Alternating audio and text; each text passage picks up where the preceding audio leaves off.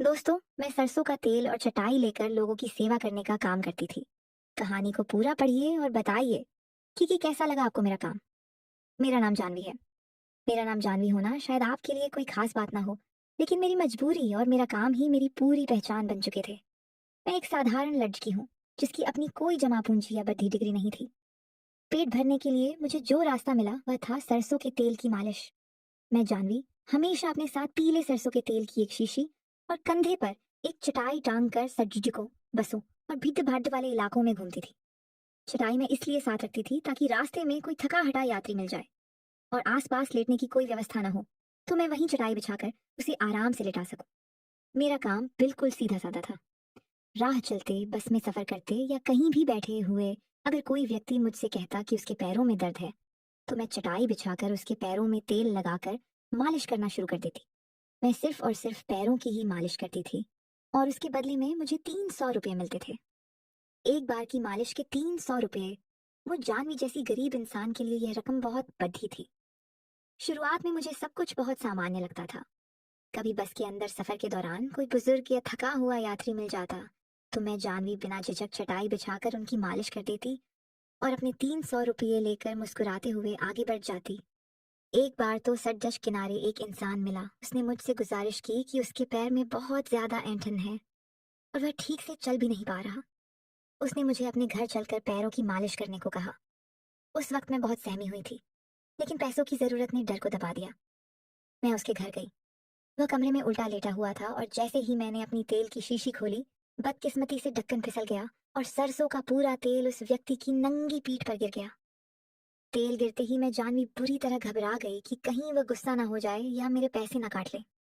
मैंने तुरंत अपने बैग से एक साफ कपड़धन निकाला और बहुत संभाल कर उसकी पीठ पर गिरा। सारा तेल धीरे धीरे पोंछा। जब पीठ पूरी तरह साफ हो गई तो मैंने राहत की सांस ली और फिर ईमानदारी से उसके पैरों में सरसों का तेल लगाकर मालिश की। उसने मुझे तय किए हुए पैसे दिए और मैं सुरक्षित अपने ठिकाने पर वापस आ गई। उस दिन मुझे लगा कि यह दुनिया शायद उतनी बुरी भी नहीं है। लोग सिर्फ अपनी थकान मिटाना चाहते हैं और बदले में मुझे मेरी मेहनत का मेहनताना मिल रहा है। लेकिन किस्मत हमेशा एक जैसी मेहरबान नहीं रहती। जब इंसान को लगने लगता है कि उसकी राहें सुरक्षित हैं, तभी उसके सामने कोई ऐसा मोड़ आता है जहां से वापस मुड़ना नामुमकिन सा हो जाता है। मेरी जिंदगी का वह काला दिन तब आया जब मैं जानवी एक लंबी दूरी की रेलगाड़ी में सफर कर रही थी। ट्रेन के डिब्बे में यात्रियों की भीड़ थी और हर बार की तरह मेरे पास सरसों के तेल की शीशी और चटाई रखी हुई थी। तभी वहीं पास में बैठे एक व्यक्ति की नजर मुझ पर और मेरे सामान पर पड़ी। उसने बहुत ही सादगी और लाचारी भरा नाटक करते हुए मुझसे कहा, अरे बिटिया, मेरे पैरों में बहुत तेज दर्द हो रहा है। सफर बहुत लंबा है। जरा चटाई बिछाकर मेरे पैरों की मालिश कर दो। जो तुम्हारा बनता किराया या चार्ज होगा, मैं दे दूंगा। मैंने जानवी ने हमेशा की तरह अपना नियम बताया कि मैं सिर्फ पैरों की मालिश करती हूँ और 300 रुपये लेती हूँ। उसने तुरंत हाँ कर दी। मैंने ट्रेन की चलती बॉगी में ही फर्श पर चटाई बिछाई, उसे लेटाया और उसके पैरों में सरसों का तेल लगाकर मालिश करना शुरू कर दिया। मालिश करते करते उसने मुझसे बहुत मीठी मीठी बातें करना शुरू कर दिया।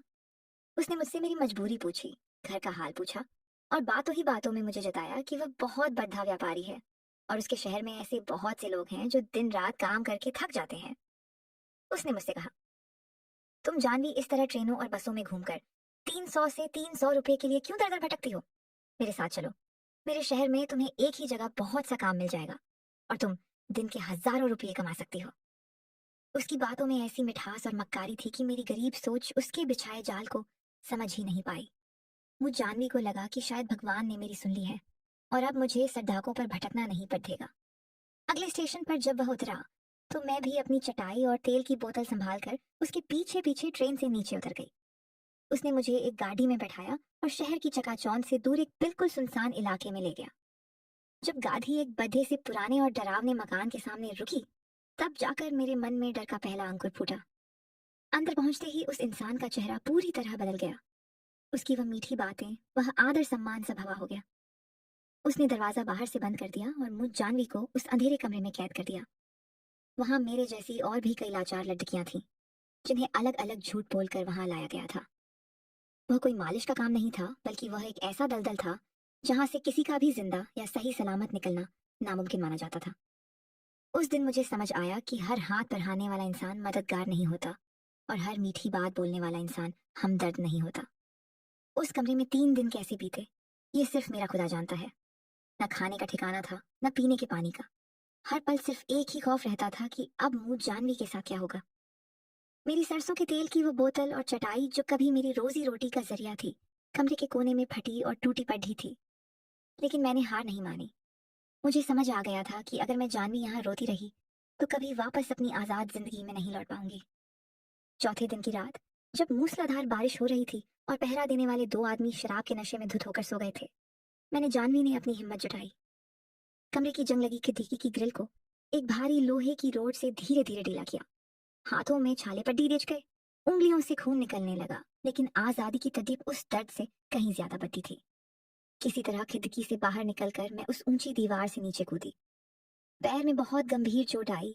वही पैर जिनकी मालिश करके मैं कभी पैसे कमाती थी, आज वही पैर मुझ जानवी को मौत के मुंह से बाहर भागने में मदद कर रहे थे। मैं बिना पीछे मुद्दे नंगे पैर तेज बारिश और कीच दज के बीच भागती रही जब तक कि मुझे मुख्य सड़क पर एक पुलिस पेट्रोलिंग गाड़ी नहीं दिख गई। मैंने पुलिस वालों को अपनी पूरी आपबीती बताई।